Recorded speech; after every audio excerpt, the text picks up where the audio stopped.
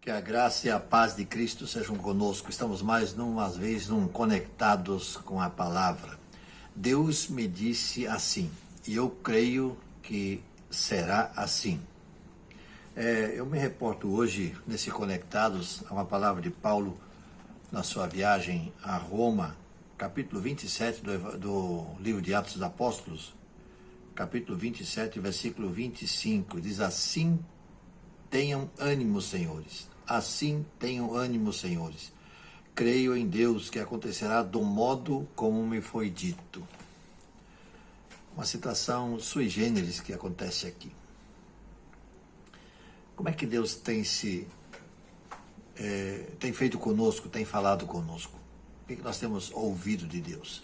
O apóstolo Paulo tinha uma extraordinária comunhão com o Senhor. A situação que envolve o contexto do texto que eu acabei de ler, era simplesmente dramática.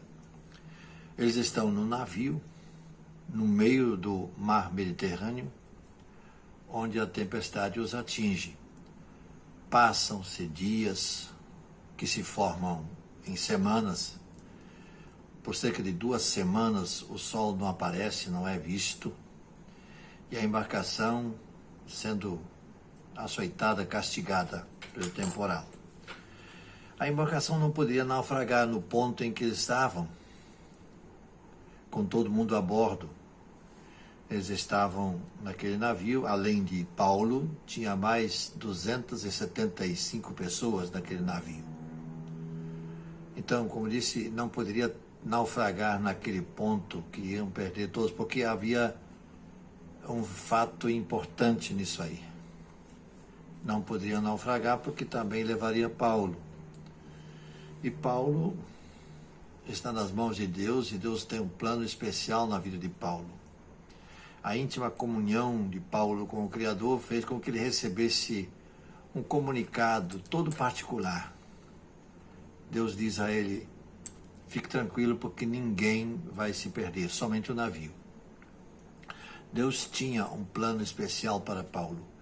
Há nesse momento uma força invisível em ação. Paulo conseguiu manter a sua serenidade e passou, de certa forma, a serenidade ao capitão e também ao centurião, que era o encarregado de levá-lo a César. O capitão passa a depositar confiança em Paulo. Não obstante ser Paulo um reles prisioneiro. Paulo tinha profunda confiança no propósito e destino determinados por Deus. E essa fé, essa confiança o sustentavam, davam sustentação a Paulo todos os dias da sua vida, em todas as circunstâncias. Seja nas horas tranquilas ou quando eventualmente estivesse enfrentando uma situação de crise, como a que estava vivendo agora nesse momento. Eu perguntaria, estamos nós passando por uma crise? Eu acho que sim, estamos sim. Mas nós não somos os primeiros. Muitos outros, antes de nós, já passaram por situações de crise.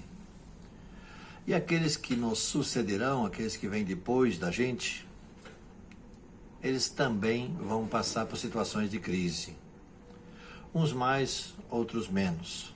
Então, prossigamos confiantes. Deus está no comando, como esteve no comando com Paulo, e toda aquela situação foi resolvida. Nenhum dos 276, contando junto com Paulo, nenhum deles se perdeu. Deus deu a sua palavra e a sua palavra se cumpriu. Você crê nisso? Você crê que Deus está no comando? Então vamos confiar nele. Que Deus nos abençoe. Vamos orar nesse sentido, buscando de Deus a orientação, buscando de Deus maior condições de crer que Ele realmente está no comando das nossas vidas e que podemos ficar tranquilos e serenos, como Paulo ficou em meio a essa situação tão crítica que ele viveu. Senhor nosso Deus, muito obrigado por esse momento, que podemos refletir na Tua Palavra e que a Tua Palavra fala ao nosso coração. Obrigado pelo exemplo de Paulo, que ele viveu nessa viagem tão turbulenta, tão difícil. e que ensina tantas coisas preciosas para nossas vidas nos dias de hoje. Ajude-nos a compreender e ajude-nos a viver como Paulo viveu, confiando em Ti. Em nome de Jesus. Amém.